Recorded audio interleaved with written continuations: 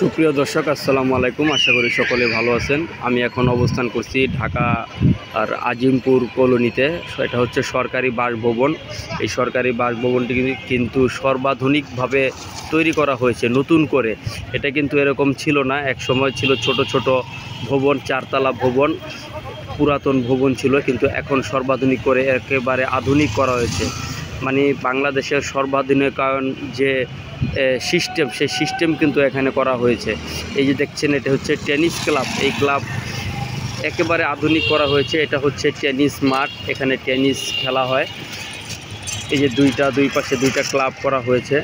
আর কত নান্দনিকভাবে তৈরি করা হয়েছে, আধুনিক লাইটিং করা হয়েছে, অনেক সুন্দর করা হয়েছে এই আজিমপুর কলোনিটি।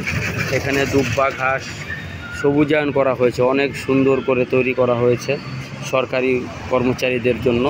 এটা আসলে একটা ভালো লক্ষণ যে এত সুন্দর আবাসন তৈরি করে দিয়েছে সরকার। এটা ধন্যবাদ পাওয়ারই এক অধিকার রাখে।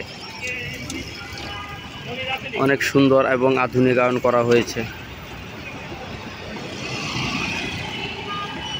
আসলে যে কোনো লোকই দেখলে বুঝতে পারবে যে এটা কত সুন্দর করা হয়েছে।